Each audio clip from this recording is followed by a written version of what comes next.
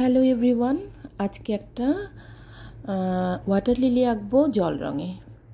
আমি প্রথমে ড্রয়িংটা করে নিয়েছি পেন্সিল দিয়ে, খুবই হালকা করে, এবং আকাশ আঁকছি। আকাশটা আঁকার জন্য আসলে জল রঙে প্রথমে উপর থেকে কাজ করতে হয়। আমি কাজ করছি আকাশের জন্য। আকাশটা আমি প্রথমে পানি দিয়ে ভিজিয়ে নিলাম, এরপর ব্লু কালার দিয়ে আমি খুব হালকা করে ছেড়ে দিচ্ছি রঙগুলো। আমি এখানে আল্ট্রামেরিন ব্লু কালারটা ইউজ করছি, যেখানে পানি কম এবং পানি বেশি, রং কম। খুবই পাতলা করে মিক্স করেছি। এরপর আমি পেছনের কিছু গাছ আছে সেগুলোর জন্য কাজ করছি। একইভাবে আমি স্যাপ গ্রিন নিয়েছি, স্যাপ গ্রিনের সঙ্গে ইয়েলো, স্যাপ গ্রিনের সঙ্গে ইয়েলো, লেমন ইয়েলো, এবং আমি এখানে গ্যাম্বুশ ইয়েলো দুটাই একটু করে অ্যাড করেছি। এবং এখানেও একইভাবে পানি বেশি, রং কম, কারণ আমি পেছনের পার্টগুলো খুব হালকা করে দেখাচ্ছি। এবং কিছু কিছু জায়গায় একটু ভারী করার জন্য আমি একটু ডার্ক ঢেলে দিয়েছি।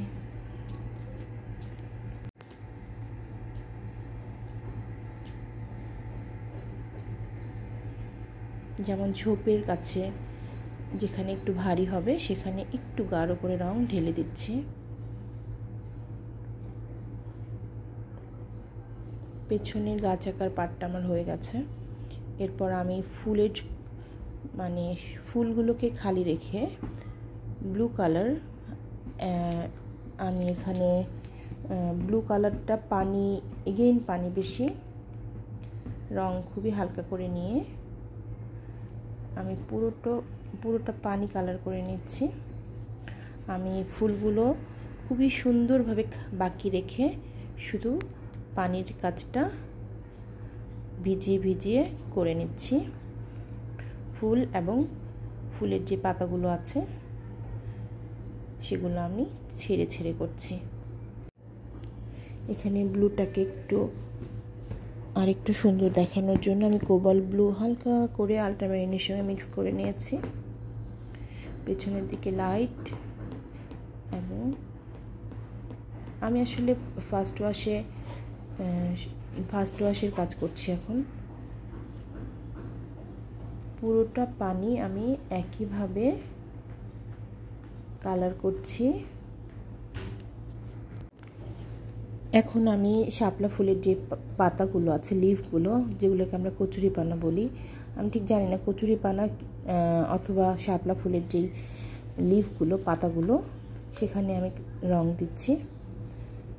এবং আমি এখানে কালার নিয়েছি স্যাপ গ্রিনের সঙ্গে কখনো গ্যাম্বুস ইয়েলো ইউজ করেছি, আর কখনো বার্নসিয়ানা হালকা করে অ্যাড করেছি।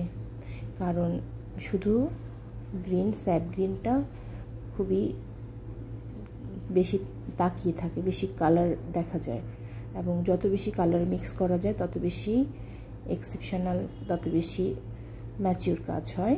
আমি গ্রিনকে সরাসরি একবারও ইউজ করিনি, স্যাপ গ্রিনের সঙ্গে কিছু না কিছু কালার আমি অ্যাড করে নিয়েছি। এবং যেসব জায়গায় পাতাগুলো মিক্স আপ হয়েছে সেখানে আরেকটু ডার্ক করে আমি ফার্স্ট ওয়াশেই কালার ঢেলে দিয়েছি।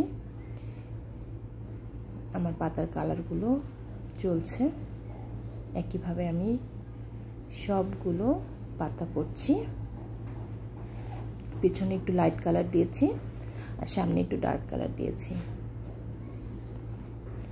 এরপর ফার্স্ট ওয়াশটা আমার হয়ে গেছে পাতার, তো আমি একটু ড্রাই করে নিলাম। এখন আমি ফুলগুলোর ফার্স্ট ওয়াশটা দিচ্ছি। এখানে আমি ক্রিমসন রেডটা ইউজ করেছি, খুবই হালকা করে, একই স্টাইলে পানি একটু বেশি নিয়ে এবং কালার খুবই হালকা করে নিয়ে প্রত্যেকটা ফ্লাওয়ারের পাপড়িগুলো একদম একই নিয়ে কালার অ্যাপ্লাই করেছি। আমি খুবই যত্ন করে আমি ব্রাশটাকে এখানে ইউজ করছি, এমন না যে আমি জাস্ট ভিজিয়ে দিচ্ছি।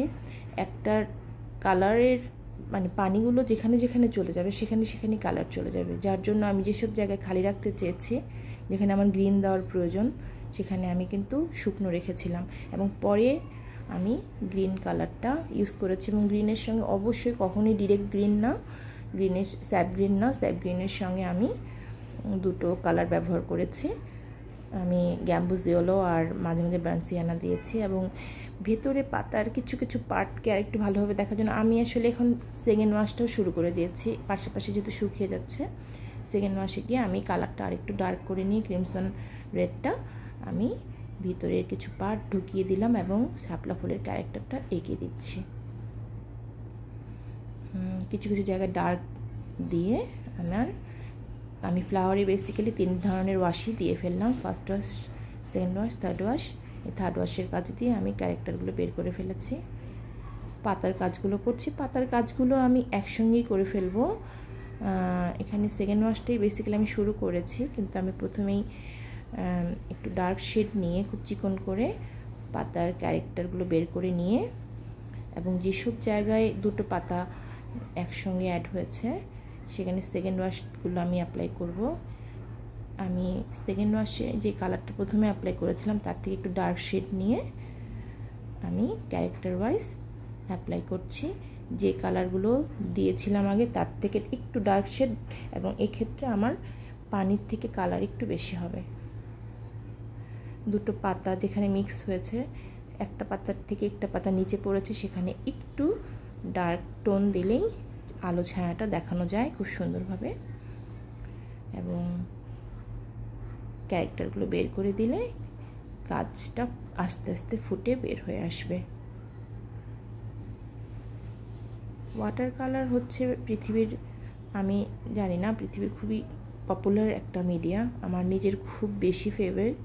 আমি খুব পছন্দ করি ওয়াটার কালারে কাজ করতে, এবং প্রতিবার ওর প্রত্যেকটা কাজ বের হয়ে আসে আমার কাছে, আমার নিজের কাছে খুব অবাক লাগে, খুব মজা লাগে যে অল্প কিছু। এবং ওয়াটার কালার কাজ করতে একটা মজার ব্যাপার হচ্ছে এখানে খুব কম কালার দিয়ে অনেক কাজ করা যায়। কাজটা শেষের দিকে এভাবে ছোট ছোট টোন দিয়ে এখন কাজটা শেষ করে ফেলতে হবে। Thank you.